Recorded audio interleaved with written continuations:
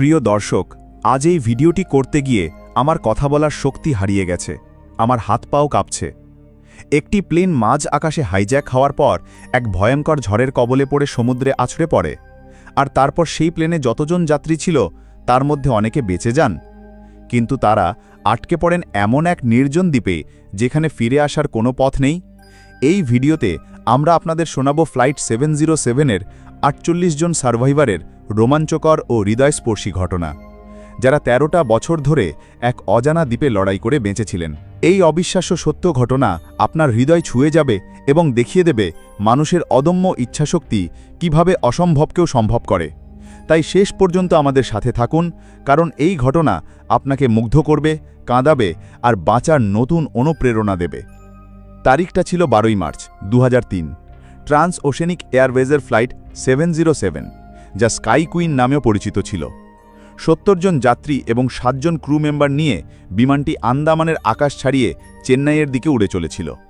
প্লেনের ভেতরের পরিবেশটা ছিল বেশ শান্ত।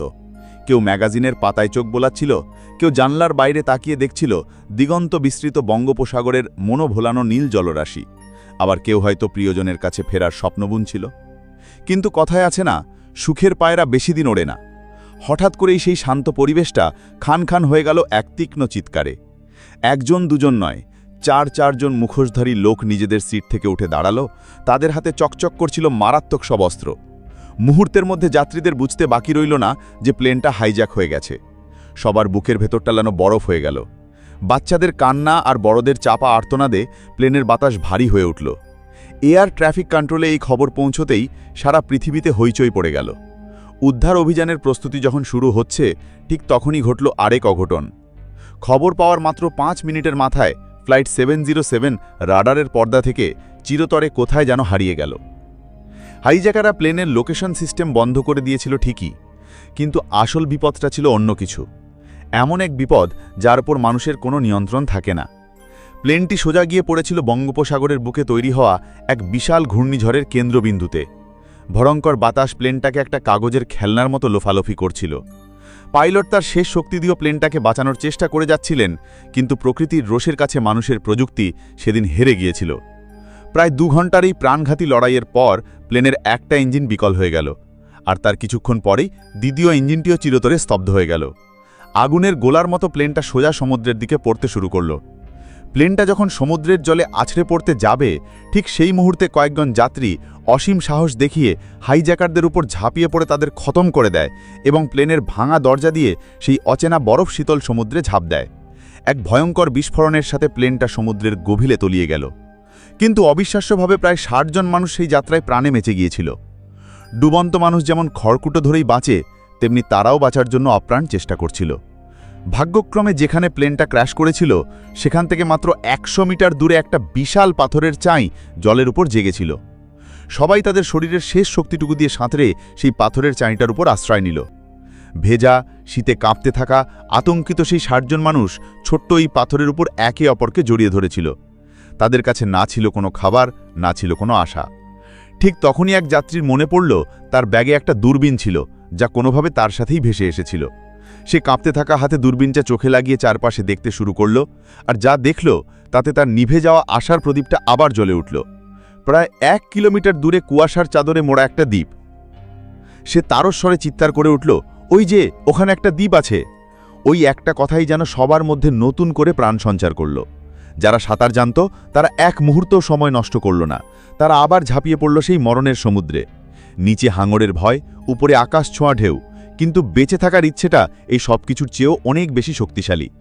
ঘণ্টার পর ঘণ্টা মরণপণ লড়াইয়ের পর মাত্র 15-20 জন লোক সেই দ্বীপের বালুকাময় তীরে পৌঁছল, মারাত্মকভাবে ক্লান্ত কিন্তু জীবিত। তবে দ্বীপে পৌঁছে তারা এক মুহূর্তও বিশ্রাম নিল না। তারা জানত ওই পাথরের চাইয়ের উপর আটকে থাকা বাকি সঙ্গীদের এখানে ফিরিয়ে আনতে হবে, না হলে হয় সমুদ্রের ঢেউ তাদের ভাসিয়ে নিয়ে যাবে, অথবা ক্ষুধা তৃষ্ণায় তারা ওখানেই মারা যাবে। কথায় বলে 10-এর লাটকে 1-এর বোঝা। সবাই মিলে দ্বীপে পড়ে থাকা শুকনো কাঠ, লতা পাতা জোগাড় করে কোনো মতে একটা কাজ চালানোর মতো ভেলা তৈরি করল। সেই ভাঙাচুরা ভেলা নিয়ে তারা আবার নেমে পড়ল ভয়াল সমুদ্রে। এক এক করে অনেকবার আসা যাওয়া করে তারা পাথরের উপর আটকে থাকা প্রত্যেকটা মানুষকে সেই দ্বীপে নিয়ে এলো। যখন সমস্ত 60 জন সেই অজানা ভূমিতে একত্রিত হলো, তখন তারা তাদের আসল পরিস্থিতিটা বুঝতে পারল। এটা কোনো স্বর্গ ছিল না, এটা ছিল একটা জনমানবহীন নির্জন দ্বীপ। কয়েকটা নারকেল গাছ, কিছু বুনো ঝোপঝাড়, আর চারপাশে শুধু মাইলের পর মাইল বালি আর বালি। না আছে খাবারের কোনো উৎস, না আছে মিষ্টি জলেরও কোনো চিহ্ন। হতাশার কালো মেঘ যেন তাদের ওপর নেমে এলো। কেউ কেউ বালির ওপর হাঁটু গেড়ে বসে কান্নায় ভেঙে পড়ল, কেউ তাদের পরিবারের কথা মনে করে চিৎকার করতে লাগলো, আর কেউ কেউ শুধু মাথায় হাত দিয়ে বসে রইল। তারা বিশ্বাসই করতে পারছিল না যেটা সত্যি নাকি কোনো ভয়ঙ্কর দুঃস্বপ্ন। এই গভীর হতাশার মধ্যেই একজন school teacher mister Arthur Pietersen এগিয়ে এলেন। তিনি দৃঢ় কণ্ঠে বললেন, বন্ধুরা, আমরা যদি এভাবে ভেঙে পড়ি তাহলে আমাদের সবাইকে এখানে মরতে হবে। কপালে যাই থাকুক না কেন, আমাদের বাঁচতে হবে, একে অপরের জন্য বাঁচতে হবে। তার গলার স্বরে এমন একটা বিশ্বাস ছিল যা বাকিদের মনে নতুন করে সাহস জোগাল। সবাই ধীরে ধীরে সংগঠিত হল, আহতদের সেবা যত্ন করা শুরু হলো। এখন সবচেয়ে বড় চ্যালেঞ্জ ছিল ক্ষুধা আর তৃষ্ণা। ইথান নামের এক যুবক সাহস করে একটা উঁচু নারকেল গাছে চড়ে কয়েকটা নারকেল পেড়ে আনল। সেই সামান্য কয়েকটা নারকেল ৬০ জনের জন্য কিছুই ছিল না, কিন্তু সেগুলো শুধু নারকেল ছিল না, সেগুলো ছিল বেঁচে থাকার জন্য ওষুধের প্রথম ডোজ, যা যেন অমৃতের মতো লাগছিল। তারা পাথরের গর্তে জমের বৃষ্টির জল জমিয়ে পান করতে শুরু করল। মিস্টার পিটারসন সবাইকে ছোট ছোট দলে ভাগ করে দিলেন। এক দলকে দ্বীপে খাওয়ার মতো ফল বা মূল খোঁজার দায়িত্ব দেওয়া হলো, তো অন্য দলকে আশ্রয়ের জন্য চালা তৈরির কাজ দেওয়া হলো। সবচেয়ে কঠিন কাজ ছিল মাছ ধরা। কয়েকজন যুবক গাছের ধারালো বাথের ডাল পানিয়ে বর্ষার মতো অস্ত্র তৈরি করল, আর ঘণ্টার পর ঘণ্টা সমুদ্রের ধারে দাঁড়িয়ে মাছ ধরার চেষ্টা করতে লাগল। অনেক ব্যর্থ প্রচেষ্টার পর অবশেষে তাদের বর্ষায় একটা ছোট মাছ গেঁথে গেল। সেদিন যখন সেই মাছটা আগুনে ঝলসানো হলো, তখন তার গন্ধটা যে কোনো রাজকীয় ভোজের চেয়েও বেশি লোভনীয় ছিল। সবাই তার একটা ছোট্ট টুকরো খেল। ওটা শুধু একটা মাছের টুকরো ছিল না, ওটা ছিল তাদের কাছে বেঁচে থাকা লড়াইয়ের প্রথম জয়। সেই মুহূর্তটা তাদের শিখিয়েছিল যে এখন থেকে এটাই তাদের জীবন, যেখানে সবকিছু ভাগ করে বাঁচতে হবে। দিন গিয়ে সপ্তাহ, আর সপ্তাহ গিয়ে মাস হতে লাগল। এখন তারা ভালোভাবেই বুঝে গিয়েছিল যে সাহায্য হয়তো কোনোদিন আসবে না, তাদের এখানেই বাঁচতে হবে। তারা গাছের পাতা, ডালপালা আর নারকেলের ছোবড়া দিয়ে ছোট ছোট কুঁড়ে ঘর বানাতে শুরু করল। প্রথম বৃষ্টিতেই যদিও তাদের সব পরিশ্রম ধুয়ে গেল, কিন্তু তারা হার মানেনি। আরও মজবুত করে তারা তাদের আশ্রয় তৈরি করল। প্রয়োজন তাদের এমন সবকিছুই শিখিয়ে দিচ্ছিল যা তারা কোনোদিন শহরে বসে কল্পনাও করতে পারত না। কিছু লোক মাছকে ধোঁয়া দিয়ে শুকিয়ে রাখতে শিখে গেল, যাতে তা অনেক দিন পর্যন্ত সংরক্ষণ করা যায়। অলিভিয়া নামের একজন মহিলা, যিনি পেশায় একজন নার্স ছিলেন, তিনি বুনো লতাপাতা দিয়ে ছোটখাটো আঘাত আর অসুস্থতার চিকিৎসা করতে শুরু করলেন। তারা সিদ্ধান্ত নিল, যদি এখানে বাঁচতে হয় তাহলে ভবিষ্যতের কথা ভাবতে হবে। তাই তারা নারকেলের বীজ দ্বীপের বিভিন্ন জায়গায় পুঁততে শুরু করল, বুনো গাছের ডালপালা লাগাতে শুরু করল।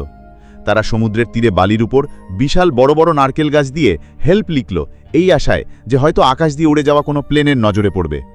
একদিন দূরে দিগন্তে একটা জাহাজের আবছা ছায়াও দেখা গেল। সবাই পাগলের মতো চিৎকার করতে লাগলো, আগুন জ্বালিয়ে ধোঁয়া তৈরি করল, কিন্তু তাদের সব চেষ্টা বৃথা গেল। জাহাজটা তাদের দেখতে না পেয়েই নিজের পথে চলে গেল। আশার প্রদীপটা যেন দপ করে নিভে গেল। সেদিন অনেকের বিশ্বাসই ভেঙে চুরমার হয়ে গিয়েছিল। প্রথম ২-৩ মাস ছিল সবচেয়ে কঠিন। অজানা পরিবেশ, খাবারের অভাব আর দূষিত জলের কারণে রোগবালাই ছড়াতে শুরু করল। হতাশা আর একাকিত্ব অনেককে মানসিকভাবে পঙ্গু করে দিল। একে একে ১০ জন মানুষ সেই লড়াইয়ে হেরে গেল। প্রত্যেকটা মৃত্যুই ছিল বাকিদের জন্য এক গভীর আঘাত। তারা নিজেদের হাতেই তাদের সঙ্গীদের বালিতে কবর দিত আর অসহায়ভাবে কাঁদত। এখন তারা ৬০ থেকে কমে ৫০ জনে এসে দাঁড়িয়েছিল। বন্ধুরা, এরপর কি ঘটেছিল তা জানার আগে একটা ছোট্ট অনুরোধ। যদি এই অবিশ্বাস্য ঘটনাটি আপনার হৃদয় ছুঁয়ে গিয়ে থাকে, তাহলে প্লিজ এই ভিডিওটিকে একটা লাইক করে দিন এবং আমাদের চ্যানেলটি সাবস্ক্রাইব করতে ভুলবেন না। আপনার একটা সাবস্ক্রাইব আমাদের এমন আরও ঘটনা আপনাদের সামনে নিয়ে আসার সাহস যোগায়। ওদিকে বাইরের গোটা পৃথিবীতে মাসব্যাপী তল্লাশি অভিযানের পরেও যখন ফ্লাইট 707-এর কোনো চিহ্ন পাওয়া গেল না, তখন সরকার আনুষ্ঠানিকভাবে তাদের মৃত ঘোষণা করল। তাদের পরিবারের জন্য শোকসভা অনুষ্ঠিত হল, খবরের কাগজে তাদের নাম ছাপা হল। বিশ্বের কাছে সেই ৭৭ জন মানুষ এখন বঙ্গোপসাগরের গভীরে হারিয়ে যাওয়া এক দুঃখের স্মৃতি। তারা জানতো না যে তাদের মধ্যে ৫০ জন তখনও এক অজানা দ্বীপে প্রতিদিন মৃত্যুর সাথে পাঞ্জা লড়ছে। এটা ছিল তাদের সংগ্রামের সবচেয়ে অন্ধকার অধ্যায়, যখন তাদের মনে হয়েছিল যে এই দ্বীপই তাদের শেষ ঠিকানা।